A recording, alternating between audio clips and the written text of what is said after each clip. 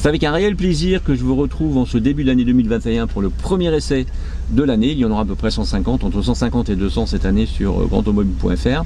Et nous commençons l'année comme nous l'avions terminée avec un essai plutôt éco-responsable puisque nous vous proposons aujourd'hui l'essai de la e-Corsa qui arrive donc sur notre île. Alors l'histoire de l'Opel Corsa a quelque chose d'assez exceptionnel. Depuis 1982, en effet, la petite citadine Oblitz s'est produite sur les mêmes chaînes. Elle n'a cessé d'évoluer mais n'a jamais pris un tournant aussi radical qu'avec la 6e génération. Disons-le d'emblée, le biculturalisme franco-germanique a du bon et même du très bon, et la nouvelle Corsa électrique est une réussite. Elle reprend ce qui a fait son succès jusqu'ici, en y ajoutant bien sûr aujourd'hui, c'est le cas, l'électrification et une vraie touche de modernité. Elle profite également de tous les équipements de confort et de sécurité qui sont proposés aujourd'hui par la marque.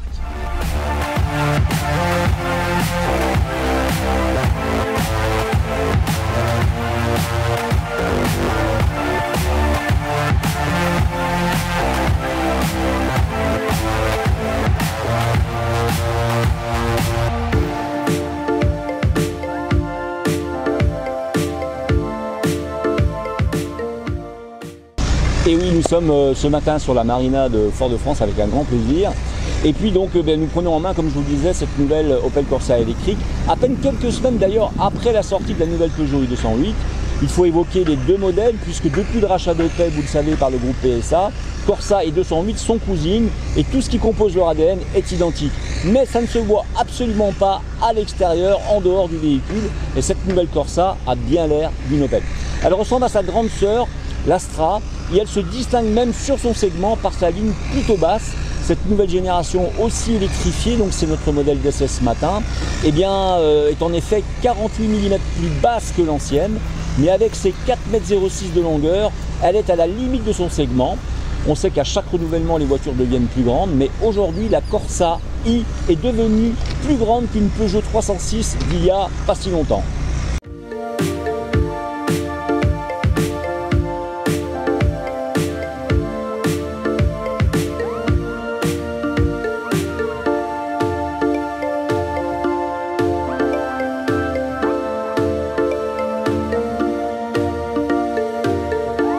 Bien écoutez, ce que j'en pense, c'est que dès le premier regard, pas de doute, l'Opel Corsa est plutôt bien dessinée. Elle aborde la catégorie avec des prétentions de style et de caractère, ça c'est réel, sans être trop classique par rapport à sa devancière d'ailleurs. Notre nouvelle Corsa s'affiche harmonieuse. Le changement de style est radical, avec des galbes perdues au niveau de la face avant et bien plus de traits tendus, ce qui lui va jusqu'au bout de la jupe. Du coup, elle se démarque d'entrée de la Peugeot 208 plus sportive ou du surélevé DS3 Crossback.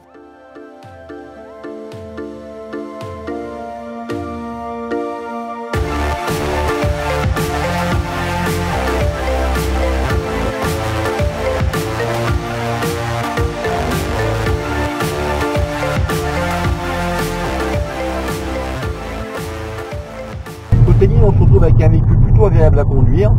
C'est un véhicule qui fait preuve d'une compacité assez intéressante. Elle a une belle polyvalence. Elle est capable aussi de produire, évidemment, vous l'avez compris, avec la puissance et l'énergie électrique, une accélération hors pair qui est très agréable, évidemment, en cas de dépassement ou dans les montées, dans la montée de casse-pilote en particulier, je pense à nos dames. Donc c'est un véhicule qui globalement présente aussi un espace intérieur plutôt intéressant, mais on y reviendra tout à l'heure en tout cas. On retrouve tout de même quelques codifications du design Opel avec la ligne parcourant le bas de caisse et présente depuis l'Insignia, rappelez-vous, ou encore le trait horizontal séparant la calandre en deux.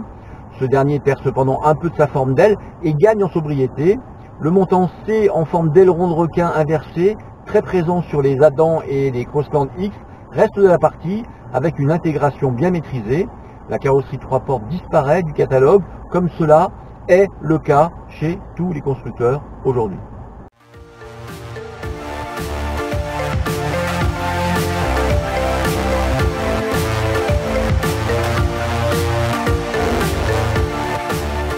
Le moteur électrique de la Corsa i est alimenté par une batterie lithium-ion de 50 kWh.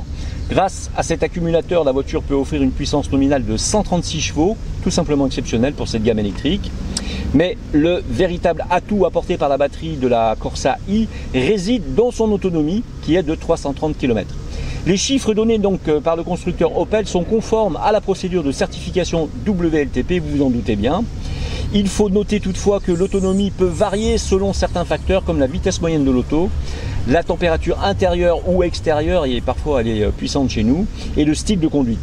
Pour rappel, le choix d'un véhicule électrique comme la Corsa E peut vous faire gagner un bonus écologique conséquent grâce à son émission de CO2 quasiment à zéro.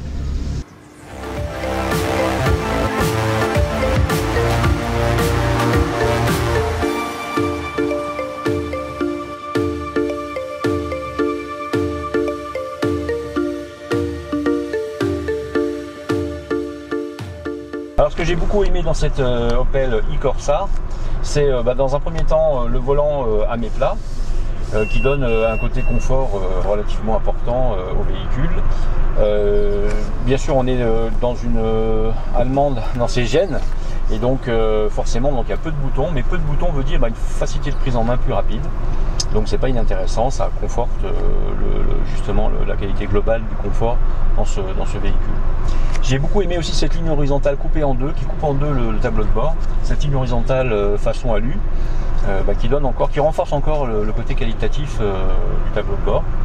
Ce tableau de bord légèrement incliné, vous avez vu, vers le conducteur, ce qui fait que ça donne encore une fois une possibilité de visibilité plus large. J'ai aimé aussi les matériaux qui ont été largement améliorés.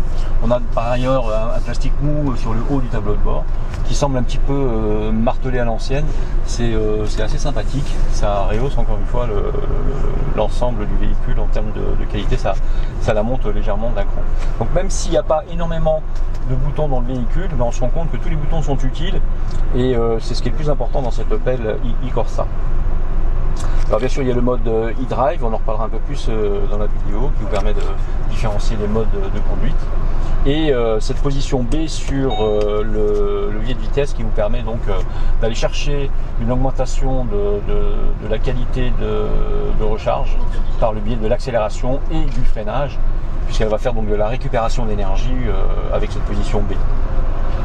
Globalement donc plutôt satisfait. Oui, j'allais oublier le deux tons que j'aime beaucoup aussi, donc ce ton noir gris foncé anthracite lié au blanc du haut de la voiture.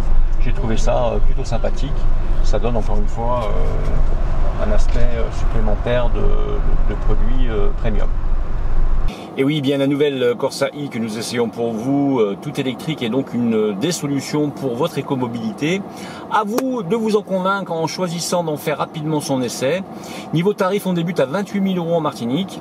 Allez, eh bien écoutez, voyons si la petite citadine allemande viendra en cette année 2021 perturber le marché et le classement très branché des nouvelles petites urbaines tout électriques. Pour nous, bien l'essai est terminé.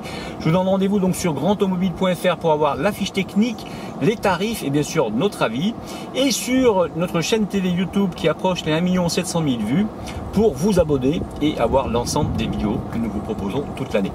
Merci à vous encore d'avoir suivi cet essai et à très vite pour un tout nouveau.